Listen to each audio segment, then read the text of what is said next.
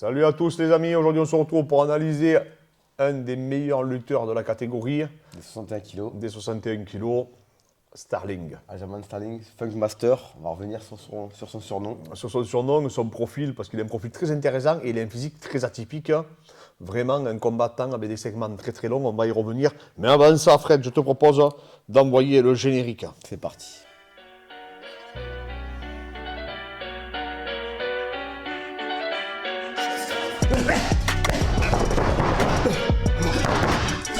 Je m'appelle Clément Marcoux.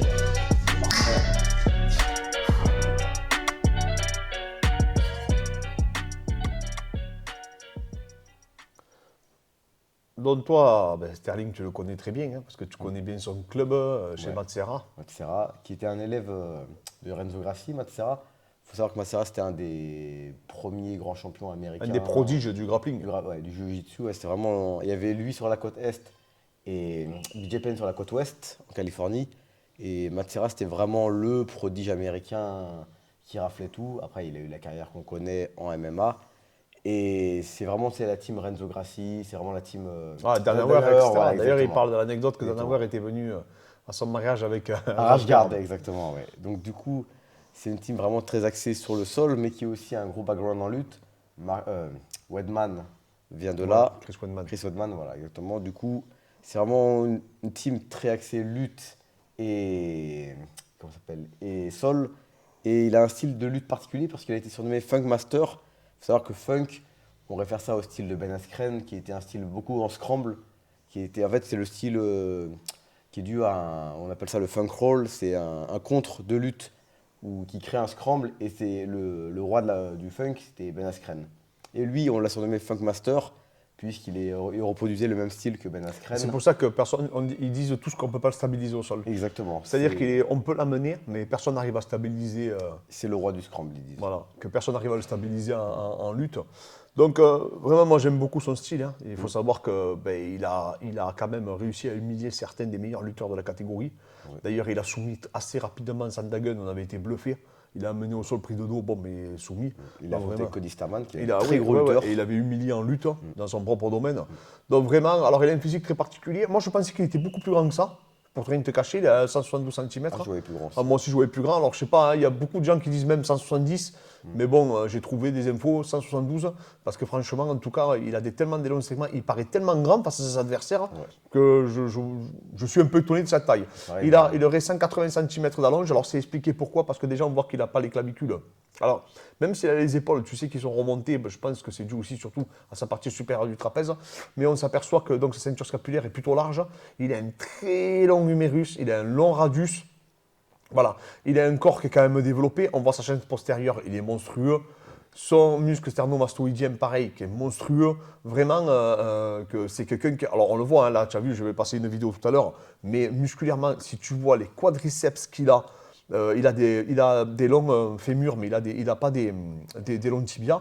Donc c'est un peu le paradoxe. Donc en fait, il est un peu hybride dans sa morpho-anatomie entre un bréviligne et un longiligne. C'est toute sa particularité. Il a des longs segments, donc je pense qu'il est très très fort en bras-tête. Ouais. Tu vois, il faut se méfier. C'est pour ça d'ailleurs, quand il avait réussi à fixer derrière les fesses de Petr-Yan, il avait réussi facilement à l'amener. Avec, il a vraiment un physique, ils disent, à la Joe Jones, mais en miniature. Vraiment le même profil. D'ailleurs, c'est en voyant John Jones qui dit qu'il a voulu se lancer dans le MMA. D'accord. Donc du coup, pour tout ce qui est de charge d'entraînement, etc., on peut s'apercevoir, donc là je vais vous zoomer pour que vous voyez un peu mieux, mais on peut s'apercevoir que vraiment, tout ce qui est sa charge d'entraînement, il fait énormément de lutte, il le dit, il fait énormément de lutte, et on voit, par rapport surtout à sa chaîne postérieure, donc son grand dorsal, ou même, tu le vois, son brachoradial, etc., on peut s'apercevoir qu'il est tout en muscle, il a des insertions musculaires qui sont, il aurait, comme tu dis, il aurait pu être bodybuilder, franchement, que ce soit la partie sternale, claviculaire. Bon là, on a l'impression peut-être qu'il a eu une petite déchirure étant jeune, mais en tout cas, physiquement, c'est un véritable athlète. Apparemment qu'il a une grippe incroyable. Il a très peu de points faibles physiquement, anatomiquement. Non. Et vraiment, c'est ce qui fait qu'il a une bonne allonge, etc. D'ailleurs, ça avait perturbé un peu Petr-Yan au premier match, parce qu'il faisait qu'avancer tout en mettant des gros front kicks, etc. Donc je pense qu'il est très particulier, très compliqué à gérer. En tout cas, il s'entraîne beaucoup. Il s'entraîne 2 fois par jour et en préparation physique. Je vais vous lancer une vidéo. Alors c'est très classique, hein. Ce qu'il fait, franchement, c'est très classique. Donc on le voit. Il fait pas mal de travail unilatéral, c'est ce que je trouve intéressant. Il fait beaucoup de travail de style d'assistance, tu vois. On va voir, tu vois, bon, il fait un peu de poids de corps, un peu des trucs qu'on peut voir en street workout, tu vois. J'ai l'impression qu'il prend beaucoup de plaisir, il fait du ludique. Et il fait du travail avec les haltères, qui est classique, hein. Vraiment où il fait un peu travail de musculation. Rien de révolutionnaire, j'ai trouvé plus intéressant la prépa physique de Petroyan que la préparation de vraiment Benjamin Sterling. Vraiment, j'ai trouvé beaucoup plus intéressant. Avec sa génétique, est-ce que Benjamin peut se permettre de faire n'importe quoi? Là, tu sais, comme il était revenu de blessure, il avait une blessure au cou, Ouais. tu vois. Et donc, il a fait tout un travail d'hypertrophie, tout un travail de, on va dire, de développement. Et en fait, tu t'aperçois, je vous ai récupéré une vidéo parce que vraiment, elle m'a bluffé. Il est dit qu'il n'a jamais été aussi lourd. Il est énorme. Que Donc, tu regardez as la de très vidéo. bons retours. Là, ok. Regardez là, ça, c'est que les tu gars. tiens quelque chose. Il n'a jamais été comme ça. Alors, Il y en a qui disent Alors, moi, qu'il j'ai était cherché, à ce moment-là j'ai cherché- à 77 kilos.